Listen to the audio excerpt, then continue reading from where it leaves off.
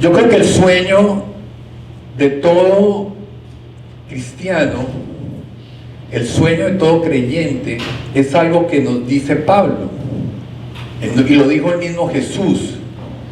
Si ustedes tuvieran la fe como del tamaño de una semilla de mostaza, le dirían a ese árbol que se mueva, o en la montaña, muévase y se movería, ¿cierto? Y yo creo que ese es el ideal humano de todos nosotros, el poder llegar a imaginar. O sea, yo creo que ustedes intenten imaginarse por un segundo. Yo lo hago muchísimo. Intente usted, y aquí hay gente que no sea de Miami, que sea de Latinoamérica, Colombia, Venezuela, Perú, igual, que tenemos montañas. Es que aquí, aquí en la Florida creo que no existe. Uno le hizo un floridano montaña y él no sabe qué es eso. Usted imagínese una montaña, el monte Everest, una montaña. Usted párese frente a la montaña y usted imagine que usted le diga a la montaña, muévase, y esa vaina se mueva. Haga ese ejercicio de vez en cuando, intente, y Dios nos dice que eso es posible. Dios nos dijo que eso era posible. Imagínense. Pero en mis reflexiones yo decía, bueno, pues ese es el máximo, eso es lo máximo a lo que yo puedo, ese es mi ideal, o sea, eso es lo que voy a trabajar hasta el último, para mover la montaña, o cualquier cosa. Pero luego Pablo nos dice algo que es muy desconcertante, porque Pablo nos dice, y si usted la pudiera mover, si usted pudiera mover la montaña, pero no tiene amor, de nada sirve. Y cuando yo reflexiono en mi caminar, porque yo en mi caminar fui aprendiendo cositas, entonces yo duré muchos años enfocándome a mover la montaña, muchos. Cuando me encuentro con esto de Pablo, y pues mi meta cambió, porque el mismo Pablo me está diciendo, Orlando, y si usted lo lograra, imagínese que lo lograra, yo esforzándome por lograrlo, pero Pablo me dice, y si lo llegase a lograr, pero usted no tiene amor, de nada le sirve. Entonces eso cambió mi meta. Mi meta ya no se convirtió en buscar cómo mover la montaña, mi meta se convirtió en amar. Y todos nosotros acá tenemos una definición de amor, tenemos una vivencia de amor, cada uno diferente, ¿cierto? Estoy seguro que si yo le pregunto a cada uno de ustedes, defíname qué es amor para usted, naciendo, lo que le nazca al corazón, cada uno vamos a dar una definición diferente, mucho basado en lo que ha sido nuestra experiencia de amor, ¿cierto? Mucho lo que ha sido nuestra experiencia de amor, pero todos, me atrevería a decir que seríamos capaces de decir, yo amo. Estoy seguro que aquí muchos de ustedes tienen cara de papá porque les veo canas. O sea, papá que no tenga cana no es papá. Entonces yo veo muchos aquí papá con canas, muchas canas, perdón. O sea, eso quiere decir, eso es lo que a usted destapado pues de que usted es papá.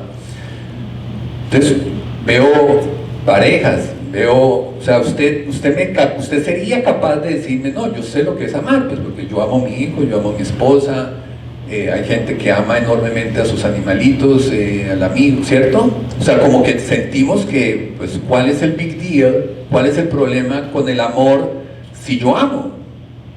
Si yo amo. Pero parece que no es fácil, parece que no es fácil amar. Porque todo gira en torno a que debemos de amar, pero parece que no es fácil. Y eso fue lo que les pasó a los judíos cuando llegó Jesús. Porque los judíos pensaron que el cielo se ganaba a partir del cumplimiento de la ley. Entonces, era fácil ganarse el cielo para un judío. Pues difícil, porque eran 643 leyes que tenían que cumplir. 600, primero arranque usted a memorizarse, no 600, arranque a memorizarse 100 leyes. Y ahora cúmplalas, memorícelas y cúmplalas.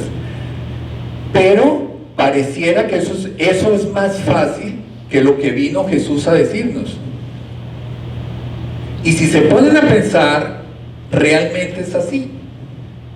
Yo siempre hago la analogía a nosotros los hombres, cuando las mujeres nos piden que ayudemos en la casa, ¿cierto? A nosotros los hombres nos gusta como que las señoras nos dicen, colabore con el aseo, mijo, nos dice, así dice mi señora, colabore con el aseo. Y mi trabajo siguiente, los próximos minutos es, concréteme qué es lo que quiere que le haga.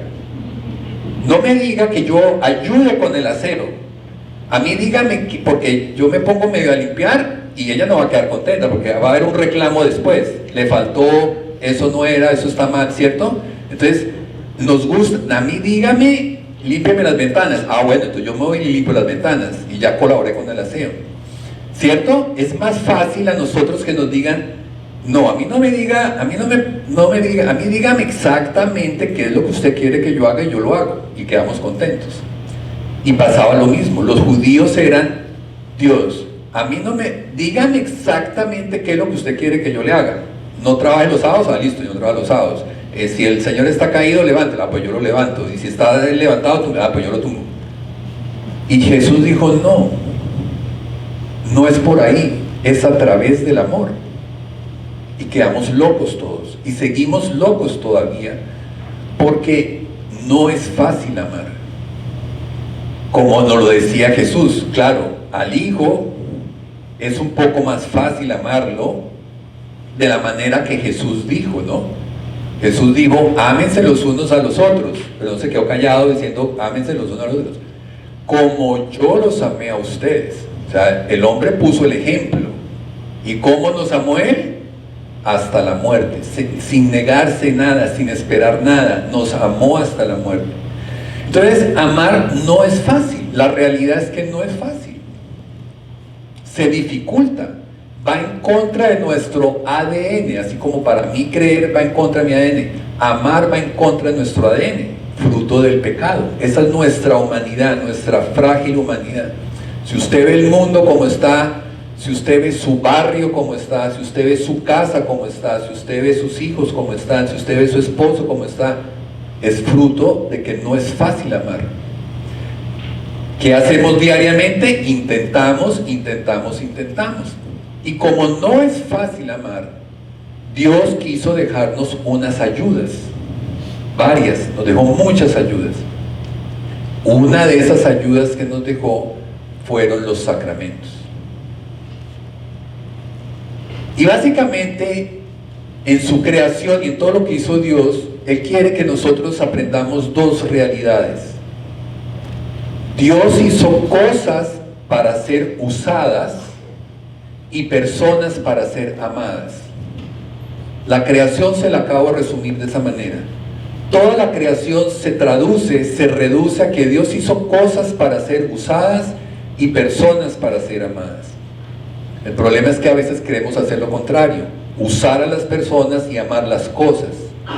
Entonces, eso es nuestra tendencia. Nuestra tendencia es a usar a las personas y amar las cosas. Esa es nuestra condición de pecado, nuestra condición humana. Unos más, unos menos, pero eso es lo que hacemos, esa es nuestra tendencia. Para evitarlo, nos dejó entre sus ayudas los sacramentos. Entonces, los sacramentos son una herramienta muy importante. Quiero ir por cada uno de ellos para que tengamos una claridad, porque en mis charlas y todo, yo empecé a dar esta charla hace unos meses hacia atrás, producto de muchas preguntas que yo me doy cuenta que la gente no entiende bien qué es eso de los sacramentos. Pues sabemos cuáles son, los usamos uno que otro más, pero hay mucha desinformación, entonces quise un poco aprovechar estas charlas para trabajar ellos. Santo Tomás hizo un paralelo muy bonito de por qué 7 sacramentos. Usted sabe que son 7 los sacramentos. Entonces Santo Tomás hizo un paralelo muy bonito entre la vida natural, humana, terrestre y la vida espiritual. Entonces él decía, nosotros en la vida natural nacemos y hay un equivalente en la vida espiritual, nos bautizamos. Nacemos, nos bautizamos. En la vida natural estamos llamados a dar frutos, a tener un trabajo, a dejar un legado, a ser productivos, a mejorar un poquito este planeta como nos lo entregaron, dejarlo un poquito mejor, ¿cierto? Estamos llamados a eso en la vida natural. En la vida espiritual tenemos la confirmación, que surte ese mismo efecto. En la vida natural necesitamos alimentarnos. En la vida espiritual tenemos la Eucaristía. En la vida natural nos enfermamos, ¿cierto? En la vida espiritual está la confesión, la reconciliación. En la vida natural tenemos prestar un servicio al prójimo, en servirnos los unos a los otros. En la vida espiritual está el matrimonio. En la vida espiritual, en la vida natural, necesitamos una guía. Siempre necesitamos una guía, alguien que nos enseñe, que nos guíe, que nos muestre el camino. En la vida espiritual tenemos el sacerdocio. En la vida natural nos morimos, en la vida espiritual tenemos la unción de los enfermos. Ahí están los 7 sacramentos. Ese fue el paralelo que hizo Santo Tomás de por qué 7 sacramentos, haciendo ese paralelo. Siempre en los sacramentos hay un ministro que los administra, hay un sujeto que los recibe, y esos ministros en algunos sacramentos, vamos a ver, pueden ser ordinarios o pueden ser extraordinarios, según sean las circunstancias. Pues muy bien, vamos a empezar con el primero, que creo que todos estamos sumamente familiarizados con ellos, que es el sacramento, que son los primeros, el de iniciación, lo llamamos así porque son los primeros, que es el bautismo. El bautismo tiene una característica muy importante. Fue el único sacramento que Jesús mandó a hacer a los discípulos. Les dijo, tienen que ir a hacer esto, tienen que ir a bautizar, vayan y bauticen. O sea, les puso la tarea de ir a bautizar. Ninguno de los otros sacramentos se los puso como tarea. Usted tiene que ir a perdonar a todo el mundo que encuentre, no. Usted tiene que ir a casar a todo el mundo que se le cruce por el camino, no. Tiene que ir a bautizar a todo el mundo que se le cruce por el camino. Entonces, es el único sacramento que el Señor ordenó practicar, ordenó a los sacerdotes hacer, a sus discípulos hacer. El fundamento bíblico, anótenlo por favor, está en Mateo 28, del 18 al 19. Mateo 28, del 18 al 19. Perdón, se me olvidó lo más importante. ¿Qué son los sacramentos? ¿Cómo podemos definir la palabra sacramento? Son los signos visibles de la gracia invisible de Dios. Los signos visibles de la gracia invisible de Dios. Entonces, el sacramento del bautismo, ¿cuál es el signo visible? El agua. El agua es ese signo visible del sacramento del bautismo. ¿Quién lo puede recibir? Decíamos que siempre hay alguien que lo administra y alguien que lo recibe. ¿Quién lo puede recibir? Todo ser humano vivo, que no haya sido bautizado, puede recibir el sacramento del bautismo. ¿Quién lo administra? De forma ordinaria, el obispo, el presbítero, y en el rito latino lo puede hacer también el diácono, el rito latino que es el nuestro. De manera extraordinaria lo puede hacer una persona que haya sido bautizada, pero que siempre y cuando utilice la fórmula trinitaria, en circunstancias muy extraordinarias, en circunstancias muy especiales. Usted está en una avioneta, la avioneta se cae en el Amazonas, usted está solo, se va a morir, el de al lado que no está bautizado, usted lo pudiera bautizar, en circunstancias muy especiales. Pero de manera ordinaria, el sacerdote, en el rito latino, el presbítero también lo puede hacer, el diácono, perdón, lo puede hacer. La fórmula que se utiliza, fulanito, yo te bautizo en el nombre del Padre, del Hijo y del Espíritu Santo. Conozco familias que una de la pareja es católica y la otra pareja es judía, por ejemplo. Y he tenido conversaciones de que dicen, no, un domingo a escondidas yo voy a bautizar al niño. Y ese no es el propósito. O sea, Entonces, mi discusión con esa persona es que usted está viendo el bautizo como un amuleto. El bautizo es porque usted bautiza a sus hijos porque sus padres tienen la intención de educar a su hijo en una vida cristiana. No es como un amuleto de que, bueno, ya lo bauticé, entonces ya no es un amuleto. ¿Sí me hago entender? No es como un encantamiento, y eso tiene un efecto. El efecto es que lo vamos a recibir siempre y cuando su intención de los padres que lo bautizan o quien lo vaya a educar, su intención es educarlo en la vida cristiana. Entonces, por eso se cita la Trinidad. Yo te bautizo, fulanito te bautizó en el nombre del Padre, del Hijo y del Espíritu Santo. Digo este caso porque, como ustedes saben, los judíos no creen sino solamente en el Padre. El bautizo está prefigurado desde el Génesis 1, cuando el Espíritu flotaba sobre las aguas, dando vida. O sea, el agua está presente en todo el Antiguo Testamento como una prefiguración de ese entrar a una nueva vida. El arca de Noé, el Espíritu sobre las aguas, el paso por el Mar Rojo, el paso por el río Jordán, todos esos son prefiguraciones del bautizo. ¿Qué efectos tiene el bautizo sobre nosotros? Repito, recibimos el bautizo, usted bautiza a sus hijos porque usted tiene la intención, repito, esa es su intención, de que su hijo crezca en un hogar cristiano como un cristiano. Porque el bautizo, que somos nosotros bautizados, nos confiere a nosotros, nos da el efecto de ser profetas, sacerdotes y reyes. ¿Qué quiere decir eso? ¿Qué hacen los profetas? Ustedes, los profetas, la mayoría de la gente, cuando habla de profeta, se le viene a la mente ver el futuro. Sí, algunos profetas veían el futuro, pero esa no era la labor principal del profeta. ¿Cuál era la principal labor del profeta? Pedir el cambio, llamar al cambio, llamar a la conversión. Jesús, según de la boca de Jesús, ¿cuál fue el más grande profeta? Juan el Bautista. Y él no dijo nada del futuro, pero Juan el Bautista llamaba a la gente a la conversión.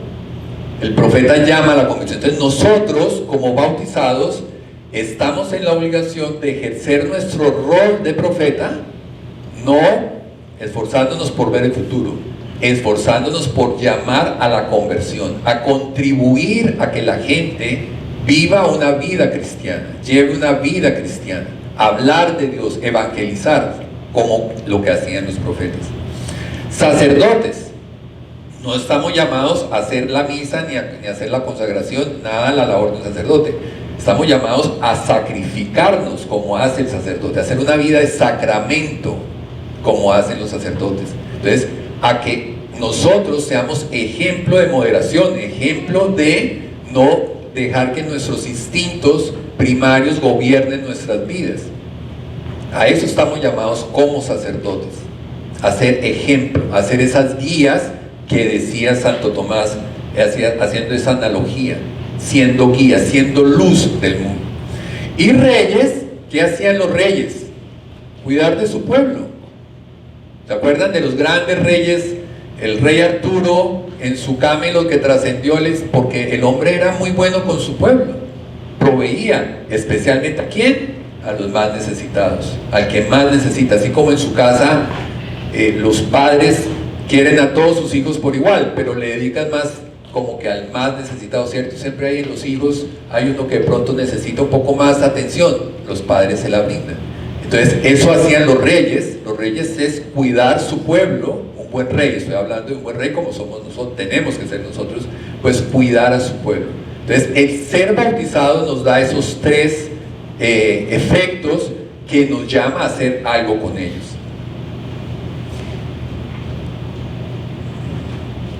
Borra todo pecado, borra todo, nos vuelve a ese estado natural del paraíso cuando no teníamos pecado alguno, y a partir de ahí salimos limpiecitos, nuevecitos, sea de niño, sea de adulto, que usted recibe su sacramento del bautizo, borra todos los pecados. Y por supuesto, pues nos incorpora a la iglesia. El segundo sacramento de iniciación, pues es la confirmación. Su fundamento bíblico lo van a encontrar ustedes en Hechos de los Apóstoles, capítulo 8, del 14 al 17. ¿Cuál es el signo visible? El signo visible, en el bautizo decíamos que es el agua, en la confirmación es el óleo perfumado, que se consagra durante el triduo pascual.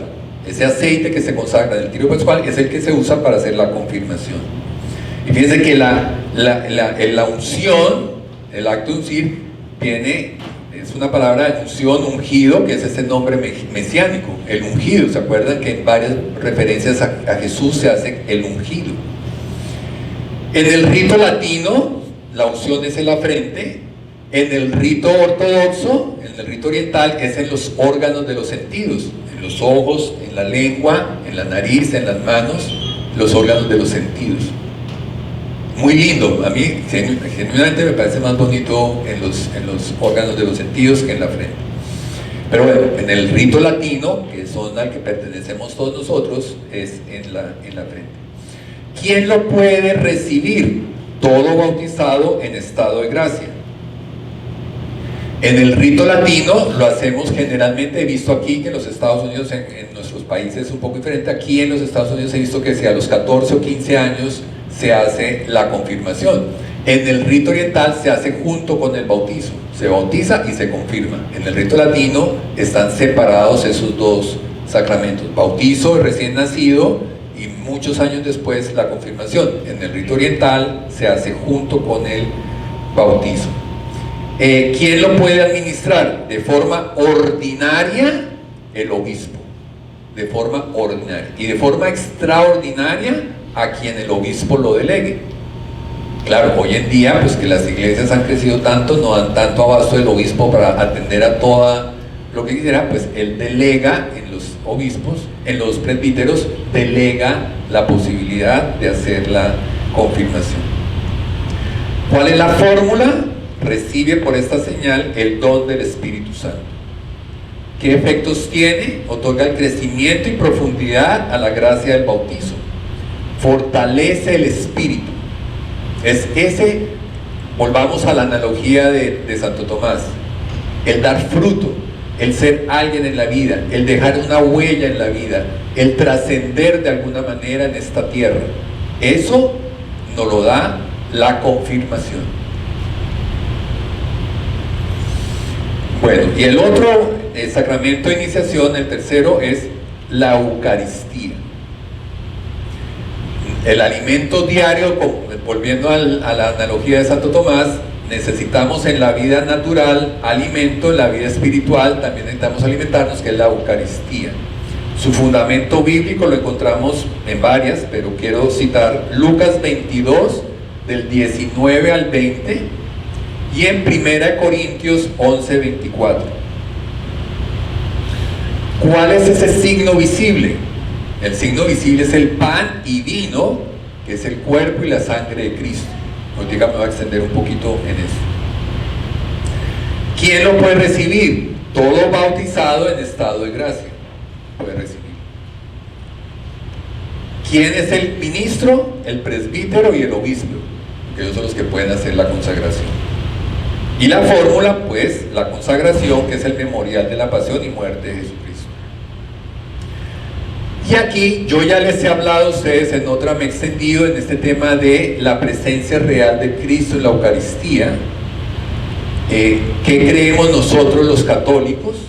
Los católicos no porque lo queramos creer, sino es porque estamos leyendo lo que pasó en ese memorial, en esa última cena, que Jesús toma el pan y vino y dice: esto es mi cuerpo y esta es mi sangre, dice Jesús.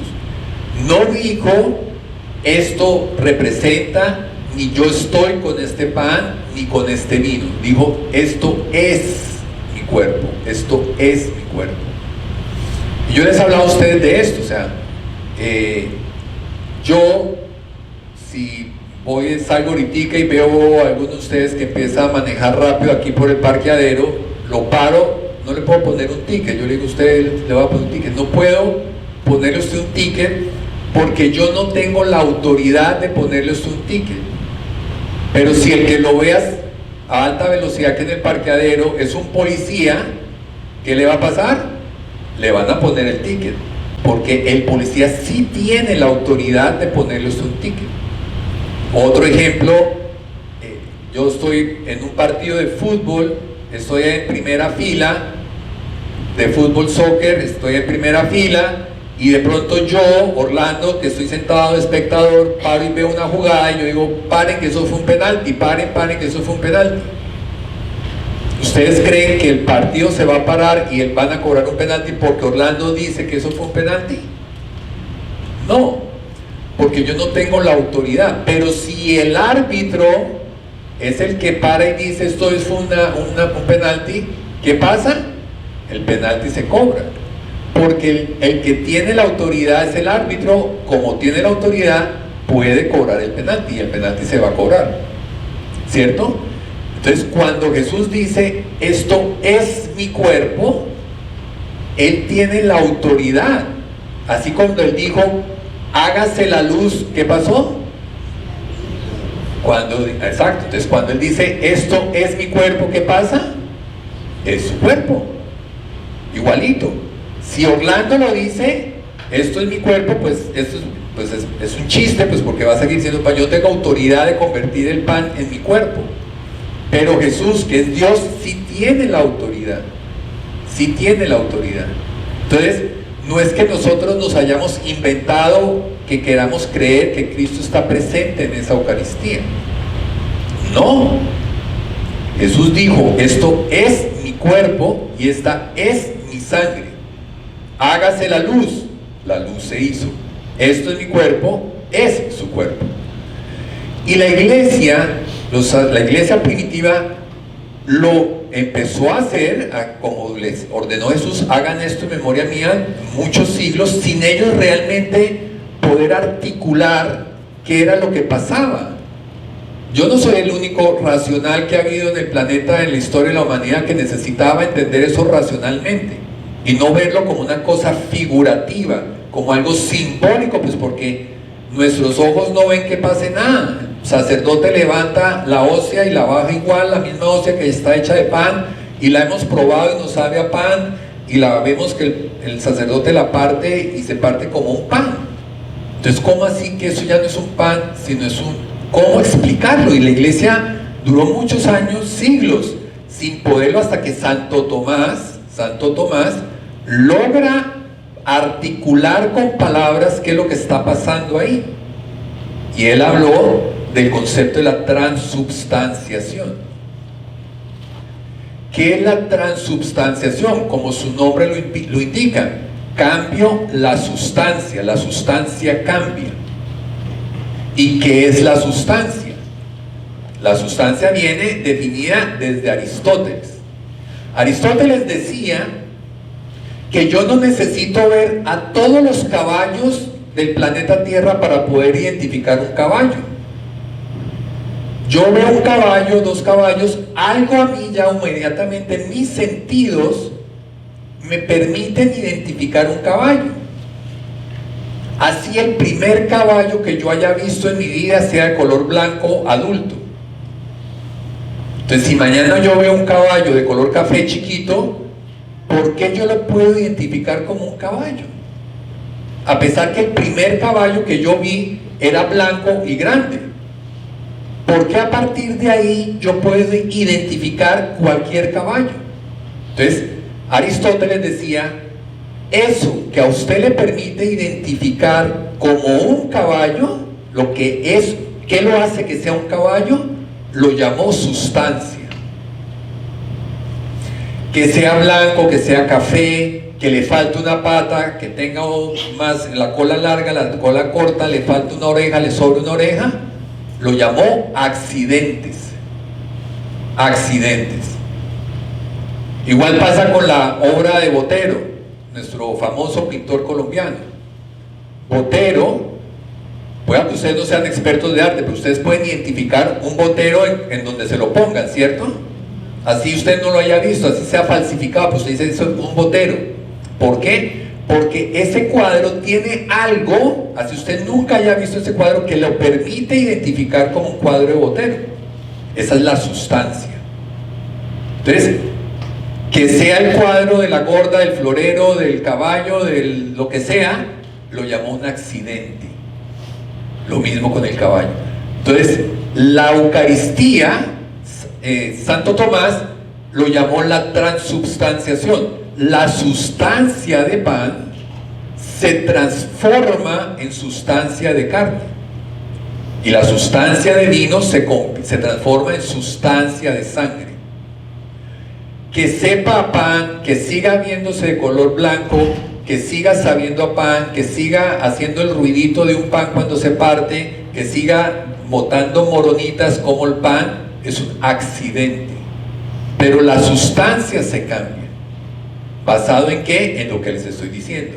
Jesús, que es la autoridad, Él dijo, esto es, por lo tanto, dejó de ser pan y se convirtió en su cuerpo. A pesar que los discípulos siguieron viendo pan, comiéndose un pan y partiéndose y repartiéndose el pan entre ellos. Y de esa manera, Santo Tomás nos regaló esa definición que nos permitió articular qué era lo que estaba pasando durante la Eucaristía. Y de esa manera Jesús lo enseñó adicional. Recuérdense que cuando Jesús hace la narrativa de ustedes me tienen que comer, ¿se acuerdan de ese? Viene de estar con los discípulos, con la multitud, perdón, con todos los fariseos, de alimentarlos. Casualmente viene el milagro de alimentar a toda esa gente que estuvo con él varios días ahí, que está muriendo de hambre, y Jesús los alimenta con pan y pescado. Luego les dice, ya saciados, estaban llenos, barriga llena, corazón contento, estaban todo el mundo contento, y les dice Jesús, ustedes me tienen que comer. El que no coma mi cuerpo no tendrá vida en mí. ¿Se acuerdan que les dice? ¿Se acuerdan de ese famoso discurso? Él no lo estaba diciendo simbólicamente, ni nadie lo entendió simbólicamente. No fue una parábola. Porque ¿qué hizo la gente? Escandalizarse. La gente se escandalizó. Tan se escandalizó que le dieron la espalda y se fueron, porque la gente entendió, ese señor está loco. ¿Cómo así? ¿Quién nos está diciendo que nos lo tenemos que comer? ¿Ustedes se imaginan? Eso creo que fue lo más escandaloso que hizo Jesús en su vida pública. Decirle a la gente, ustedes me tienen que comer. O sea, esa pobre gente empezaría a decir que me le tiro y le muerdo la oreja, o espero que se duerma para arrancarle un pedazo de pierna, con cuchillo, lo caliento o lo frito. Pero la gente entendió. Lo importante es que ustedes sepan que la narrativa nos deja saber que la gente entendió lo que Jesús dijo. Y si Jesús hubiese dicho eso de manera figurativa, cuando ve que la gente se escandaliza y la gente se va, ¿qué hubiera hecho?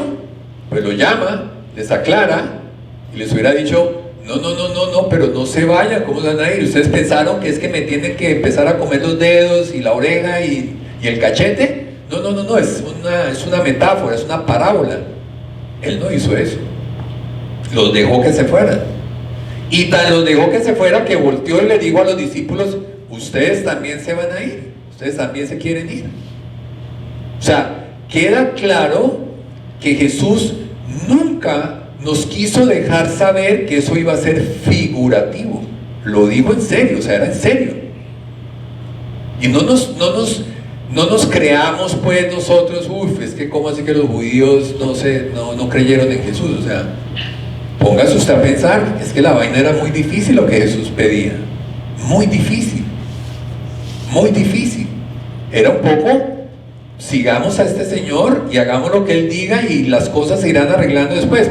Era lo que un poco los que sí creyeron, los que sí lo siguieron, que básicamente fueron los discípulos. Todo lo demás fue por interés, porque recuerden que la gente lo perseguía a Jesús era para que le sanara el hijo, para que les diera comida, para que les diera plata, para que le ayudara a levantar la casita, a pedir favores.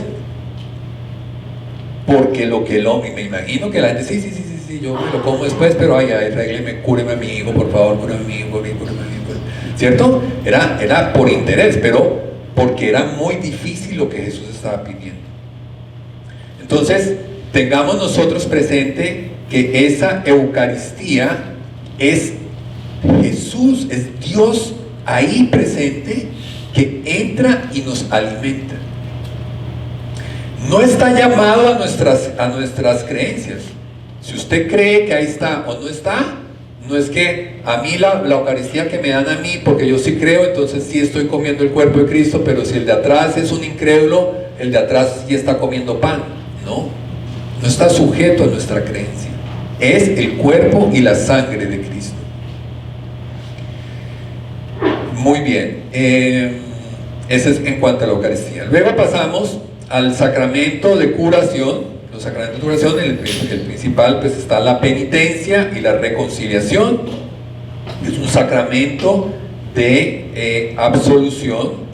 El fundamento bíblico lo encontramos en Juan 20, del 22 al 23.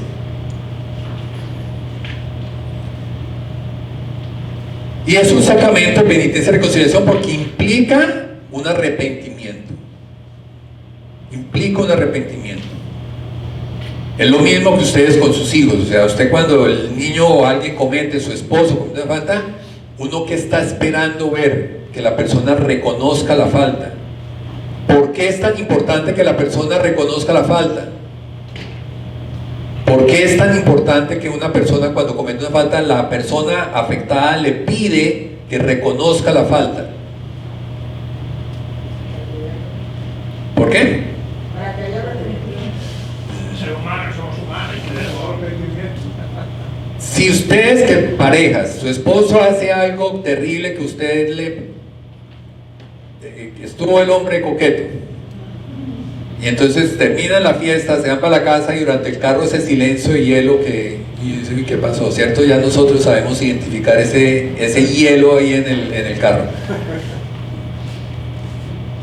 Viene el reclamo y la señora nos dice, ¿y usted cómo estuve coqueto con fulanito y fulanito? ¿Yo? ¿Pero qué? ¿Yo qué hice? ¿Cierto? ¿Yo qué hice? ¿Pero yo qué? Pues nada. Y ella quiere que yo reconozca. ¿Por qué? Porque si yo no reconozco, ¿qué va a pasar en la próxima fiesta? Pues lo voy a volver a hacer, porque pues yo tengo que entender qué es lo que yo hice, reconocerlo para poder evitar y corregir, ¿cierto?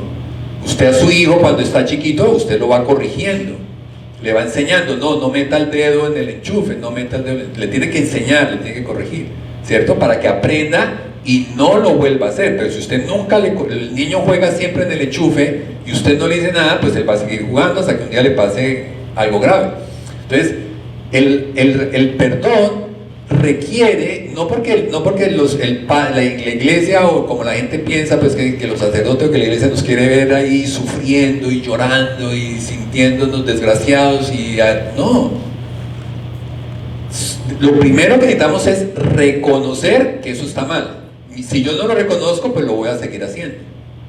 Cuando lo reconozca, ok, bueno, entonces ya hay progreso, hay esperanza de progreso, ¿cierto? Surge una esperanza. Nadie está garantizado que yo no vuelva a la próxima fiesta a hacer lo mismo. Pero por lo menos, usted sabía que eso estaba mal, usted ya sabe que eso está mal. Entonces, lo segundo, como lo reconozco, pues ahora tengo que, oye, pues sí, ahora que yo entiendo la cosa, pues perdón, arrepentirme, sí, pues no sabía o no entendía que eso estaba mal y por lo tanto te lastimé. Es lo mismo, o sea, sí, esa misma relación dinámica que tenemos con nuestros vecinos, con nuestros prójimos, en la vida diaria la tengo yo con Dios, es la misma. Reconózcalo y arrepiéntase. Para yo poder decirle, perdón, pero yo no puedo decirle a mi esposa, pasa eso, me dice, yo sigo sin entender, me dice, sigo sin entender, pero amor, deja de estar brava conmigo. Perdón, entonces ella me dice, ¿de qué me estás pidiendo perdón? Pues no, yo no sé, ¿ustedes creen que es válido un perdón? Ustedes saben de qué les estoy hablando, ¿cierto o qué? Todos hemos pasado por ahí. no, un perdón, pero perdóname, no, no sé de qué, y pues para acabar la pelea, perdóname, pero ¿de qué? No, pues la pelea va a seguir hasta que ¿qué? Hasta que yo diga, reconozco, ay, como ya reconocí, perdono, ahora sí. Aquí es exactamente lo mismo. ¿Cuál es el sacramento? El signo visible, la absolución. Ese es el signo visible, la absolución. ¿Quién lo puede recibir? Todo bautizado arrepentido. Pero no es por una imposición truculenta que nos pone aquí Jesús en que para conceder eso yo tengo que estar arrepentido. Es por la misma explicación que les acabo de dar. Entonces, es lo natural. No algo, Dios no nos está pidiendo algo especial para Él. Como nos comportamos alrededor, es exactamente lo mismo. ¿Quién lo administra? El presbítero y el obispo, y en algunos casos, el papa. Y aquí quiero hacer alguna distinción entre pecado mortal y pecado venial. Hay gente que piensa que pecado es pecado. Y no, pecado es pecado, pero basado en la primera carta de Juan, capítulo 5, del 16 al 17, se las voy a leer rápidamente, dice: si alguno que ve a su hermano que está cometiendo un pecado que no lleva a la muerte, debe orar y Dios dará vida al hermano, si se trata de un pecado que no lleva a la muerte. Hay un pecado que lleva a la muerte, y ese pecado no digo que se deba orar por él. Toda maldad es pecado, pero hay pecado que no lleva a la muerte. Entonces, aquí Juan nos está hablando pecados que llevan a la muerte y pecados que no llevan a la muerte. De ahí la iglesia lo entiende, no lo pone en palabras a nosotros y nos dice: hay pecados veniales y pecados mortales. Para explicarlo de otra manera, una cosa es vivir en pecado y otra cosa es vivir en una estructura de pecado. Una cosa es pecar y otra cosa es vivir en una estructura de pecado. ¿A qué me refiero con una estructura de pecado? Hay una gran diferencia entre el ser humano que sale todos los días a ver a qué niño se puede robar para llevárselo a un sitio y para hacer filmaciones eróticas con él. Eso es una persona que vive en una estructura de pecado, a una persona que comete una cosa mala, hace una cosa mala. O sea, hay una gran diferencia. Y aquí Juan también nos lo dice: hay cosas que llevan a la muerte y hay cosas que no. De ahí viene el concepto de la iglesia de pecados veniales y pecados mortales. Y de todo lo que se puede, y todos los pecados pueden ser perdonados, excepto uno. ¿Se acuerdan que Jesús mismo nos dijo uno, que fue la blasfemia contra el Espíritu Santo? ¿Qué quiere decir eso? El que no cree en el remedio, ¿cómo se va a curar? Si yo voy al médico, me duele aquí, el médico me manda una medicina y yo le digo: no me voy a tomar la medicina, pero quiero curarme, el médico me va a decir: pues le estoy diciendo que la curación está con la medicina. Ah, pero es que yo no creo en esa medicina. Entonces, ¿cómo hacemos? No es que el médico se ponga bravo conmigo, no es que el médico esté furioso conmigo. Pues el médico me dice: le estoy dando la medicina, pero si usted no se la toma, ¿cómo nos vamos a sanar? Y yo furioso porque usted no me sana. Hermano, no es que yo no lo quiera sanar, le estoy diciendo que la sanación está con la medicina. Tómesela y se sana. No me la quiero tomar. Entonces dígame cómo quiere sanarse, ¿cierto? Lo mismo con Jesús. Si usted no cree en el perdón de Dios, si usted no cree que Dios le perdona, ¿cómo quiere que yo le perdone? O sea, es lo que nos dice Jesús. Todo se puede perdonar, excepto el que no crea que usted puede ser perdonado. El que no crea en el perdón. Si usted no lo cree, pues dígame cómo quiere que lo perdone. ¿Cómo quiere que lo perdone? Entonces, esa es un poco la explicación. Es el único sacramento que está condicionado. Fíjense ustedes, es el único sacramento condicionado, porque así que lo rezamos todos los días, que se perdonan nuestros pecados, como nosotros perdonamos. Entonces, si yo no perdono, ¿cómo me van a perdonar? Entonces, pueda que usted vaya a la confesión, pueda que usted salga confesado Y cuando se suba y siga ya usted furioso con la persona que le está pidiendo perdón y usted no lo quiere conceder el perdón, ¿se acuerda que hizo el rey?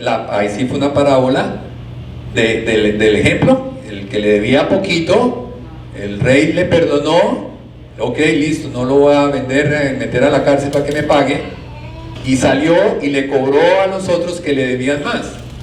¿Qué hizo el rey cuando se enteró? Al revés, exacto. El sirviente le debía mucho, lo perdonó, y sale y le debe poquito y no lo perdonó. Cuando el rey se entera, ¿qué hizo? Lo mandó a llamar y lo metió a la cárcel. Le había perdonado la deuda, y luego se la desperdonó. O sea, el rey esperaba, en su mente, no lo dijo explícitamente, no le dijo, yo te voy a perdonar tu gran deuda, sabiendo que usted le va a perdonar a todos los demás, ¿cierto? No, pues él asumió que con tanta generosidad del rey, pues estaba clarísimo que usted iba a actuar igual. Y no lo hizo, pues tenga por no hacer lo que él... Entonces lo mismo aquí, Dios nos está diciendo, perdón, le pedimos que nos perdone, así como yo perdono. Entonces, no crea que porque usted puede ir a confesarse ya está perdonado si usted sigue sin perdonar.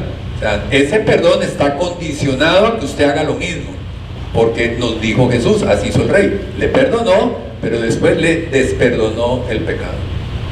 Así que eso lo tenemos que tener muy presente. El perdón es algo muy truculento, porque así como yo digo muchas veces, y ustedes me lo entenderán, el amor no es un sentimiento.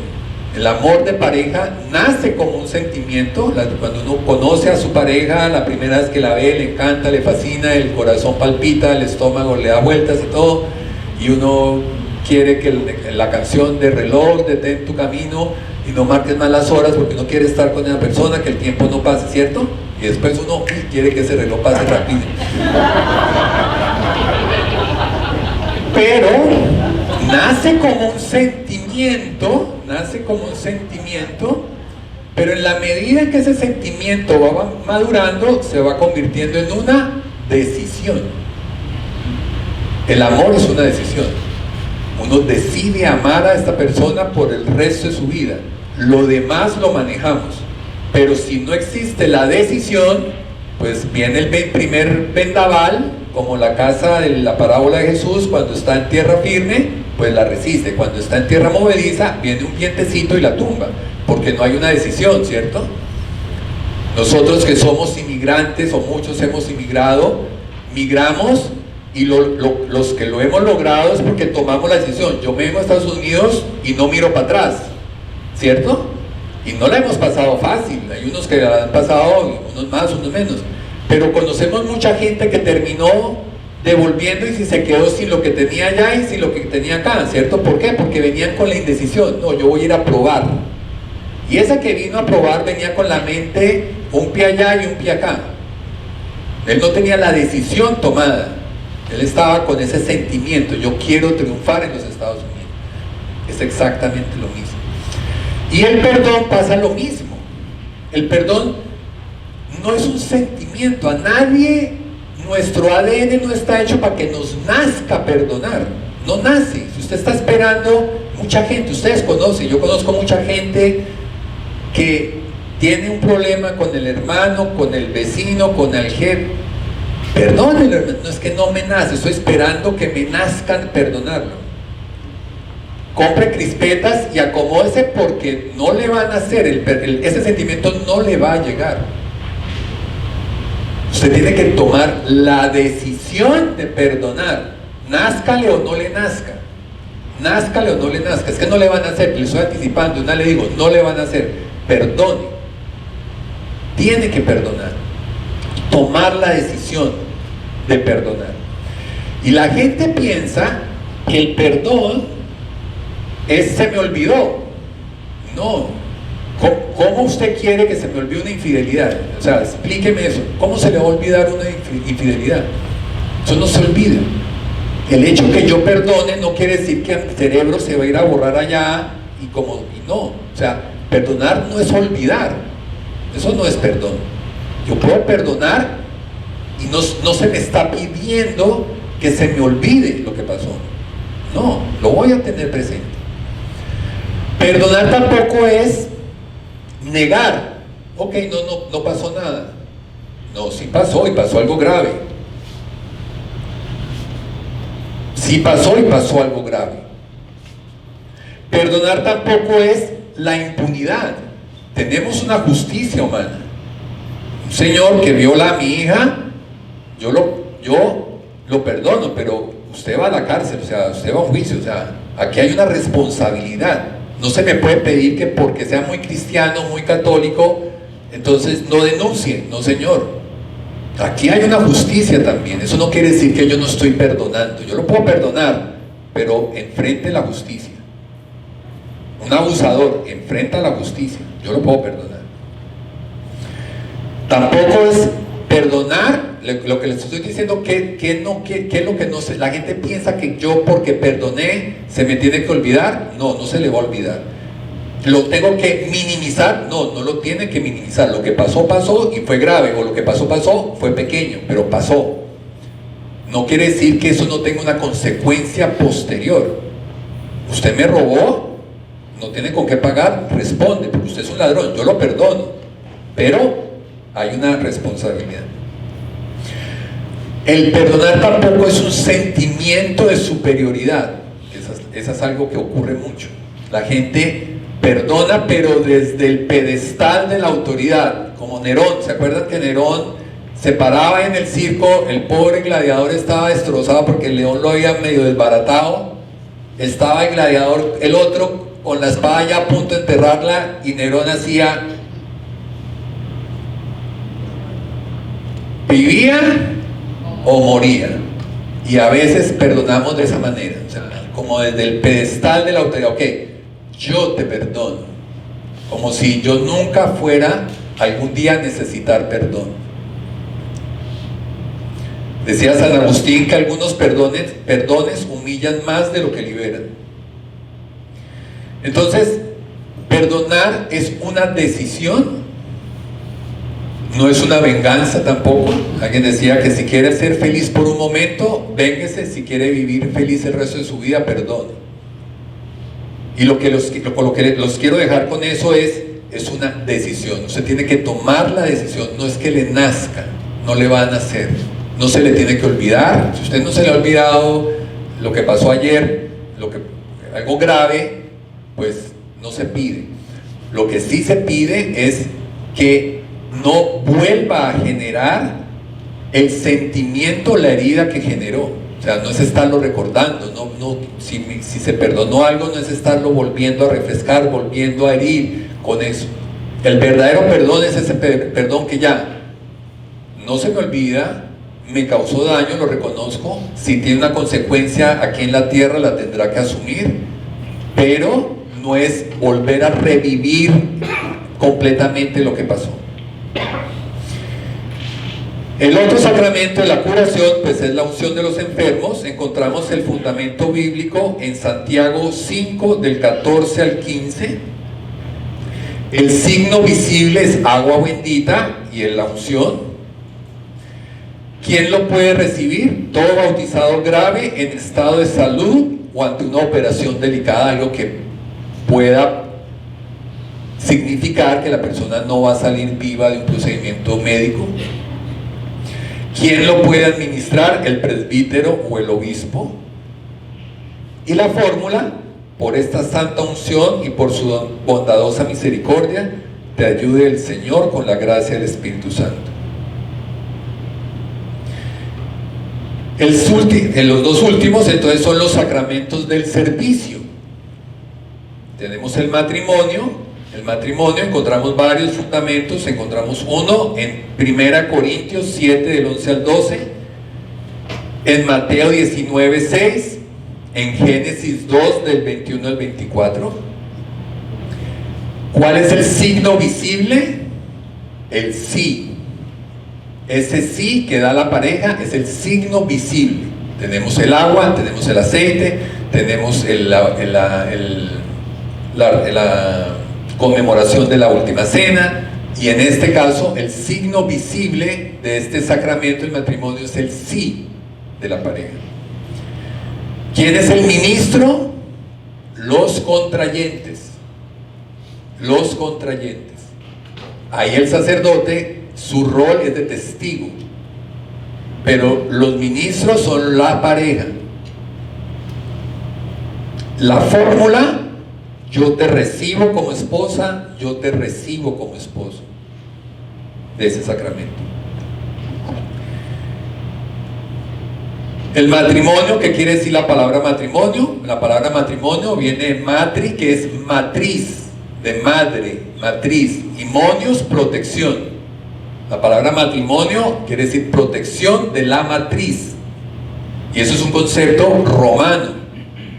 Digo esto porque, como estamos ahorita con el tema de los matrimonios homosexuales, des en cuenta que por definición es absurdo hablar de matrimonio homosexual. No por muchas otras consideraciones, pero entre otras es absurdo porque la palabra matrimonio, monio, quiere decir matriz, monio, defensa de la matriz. Y era el concepto que nace en los romanos de que cuando los hombres empezaron a dejar a mujeres embarazadas, la ley quería que, oiga, responda, ayuda a esta pobre mujer que usted la dejó embarazada, y el hombre se perdía y decía, eso no es conmigo, yo qué culpa, no sé qué. Entonces la ley romana empezó a decir, no señor, usted tiene una obligación. ¿Por qué? Definió la palabra matrimonio, para que defienda, se defiende, la ley viene a defender esa matriz. Entonces, en el matrimonio homosexual no hay matriz en la mitad, por lo tanto no hay embarazo ni nada, por lo tanto no tiene sentido hablar de matrimonio homosexual, no tiene sentido. Llámenlo lo que quieran, maracuyá, lo que quieran llamarlo, que tiene de pronto más sentido, pero no matrimonio.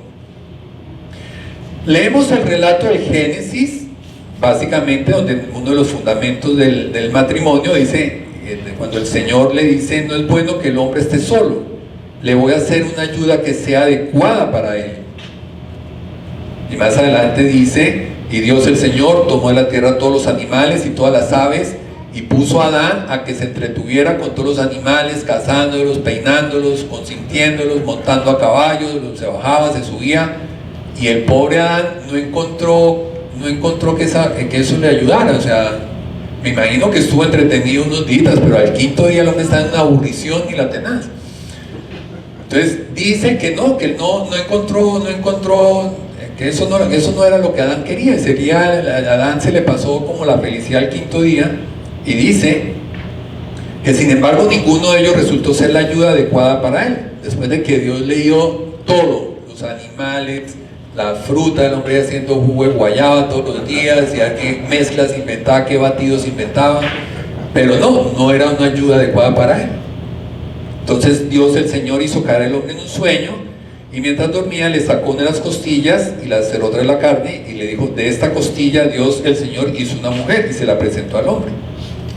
Y el hombre, cuando la vio, dice, esta sí es de mi propia carne y de mis propios huesos, se va a llamar mujer, porque Dios la sacó del hombre. Por eso el hombre deja a su padre y a su madre para unirse a su esposa, y los dos llegan a ser una sola persona. ¿Qué podemos sacar? Es heterosexual. Dios lo define heterosexualmente, un hombre y una mujer. Monógamo: se unirán y serán una sola carne. Se unirán y serán una sola carne. Usted nunca ha visto que el cuerpo bote su brazo, porque no, ¿cierto? Nunca ha visto que el cuerpo bote su brazo, porque es de su cuerpo, es un solo cuerpo. Ustedes se han visto que hay mujeres embarazadas que la mujer expulsa el feto, ¿cierto? ¿Por qué? Porque es otro cuerpo. El feto, el bebé, es otro cuerpo.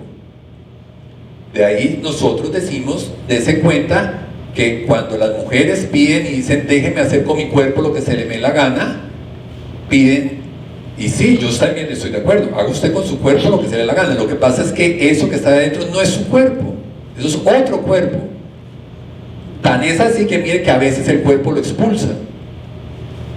Su cuerpo nunca ha expulsado su nariz, ¿o sí?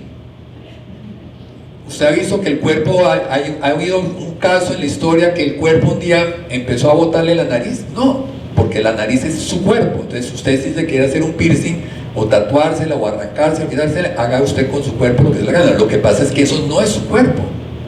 Tan es así que a veces el cuerpo lo expulsa, porque es otro cuerpo. Es lo mismo acá, es monógamo, es permanente y es una unión perfecta. Solo tiene validez aquí en la tierra el matrimonio. Eso Dios nos dice que cuando nos muramos no vamos a estar allá juntos. Y por último, en la orden sacerdotal encontramos el fundamento bíblico en Lucas 22 del 19 al 20, Mateo 19, 12 y Hechos 14, 23. Tiene 3 grados: el episcopado, el presbiterado y el diaconado, ya sea permanente o sea transitorio. El signo visible es la imposición de manos y la unción. ¿Quién lo puede recibir? Todo hombre bautizado. ¿Quién es el ministro? El obispo. Y la fórmula es la oración de ordenación.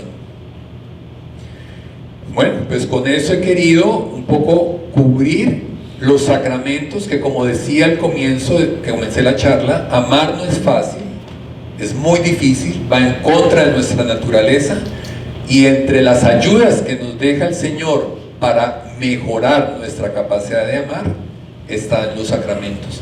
Así que hagamos uso de ellos los que podemos, entre esos pues la reconciliación y la Eucaristía. Ya aquí estamos bautizados, el que se casó ya se casó. El perdón, recuérdese que está condicionado. Para que yo sea perdonado, tengo que perdonar. Y ejercer la Eucaristía, que es el alimento diario que requiere nuestro cuerpo, igual lo requiere nuestro espíritu. No sé si alguien tenga alguna pregunta o algún comentario que quiera hacer.